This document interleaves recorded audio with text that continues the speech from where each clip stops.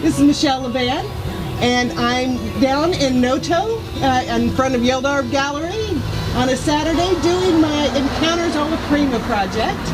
And this time I'm with, actually I'll admit it, a good friend and a fellow artist, Becky Drager, who works in acrylics, and she is an artist with Artitude as well. And she's going to tell us a story while I paint her portrait. I guess I should go back to my mom, because my mom always wanted to be an artist, and back then you weren't an artist. People weren't artists. So her parents told her she could be a teacher or a nurse or something like that, and a wife and a mom. So anyway, she really liked art, and so I think that I got all my inspiration and creativity from my mom. She taught for a really long time, and she wasn't an art teacher, but she was a teacher that did art in her classroom.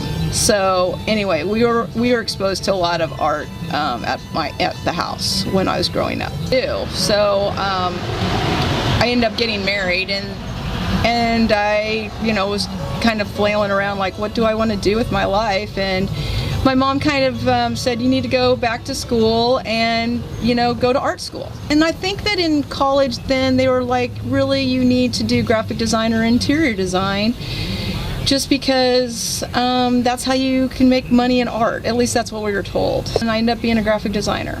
And so for like 25 years I've done graphic design.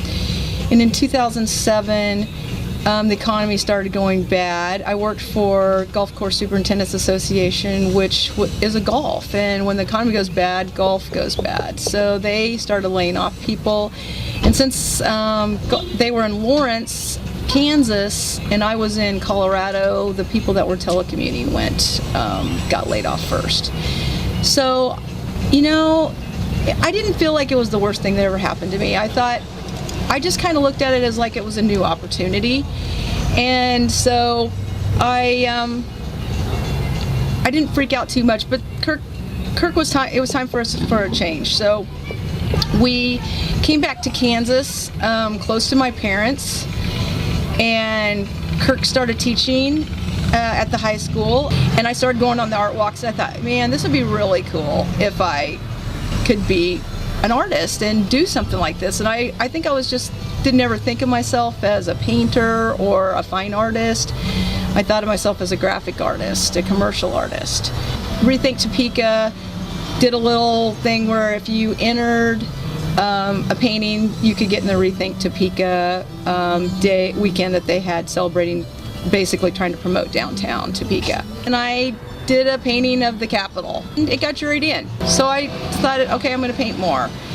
And I signed up to be Artist of the Month at the Topeka Art Guild, and that got me my very first show. And it turned out to be really fun, and I just started going from there. The next step was I started just going around to galleries and showing my stuff and getting my note cards in their shops. And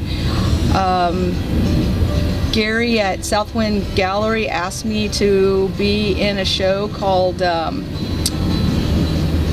Paint Topeka, and one of the paintings that I did was called Kansas Avenue Blossoming. I entered it, and it won first place, which was crazy, with all the great Kansas artists, Topeka artists that I was in. I think there was, I don't know, remember how many were in there, like 40 or 50 artists or something.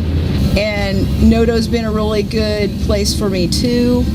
Yeldarb has been, really good to me, and I've had a couple shows in here with Noto, and I usually have pieces here at this gallery too. I think right now I'm still exploring like where my art's going. I think that it's evolving. It has a very graphic design look to it. That's all I can really say, is that I just started reinventing myself.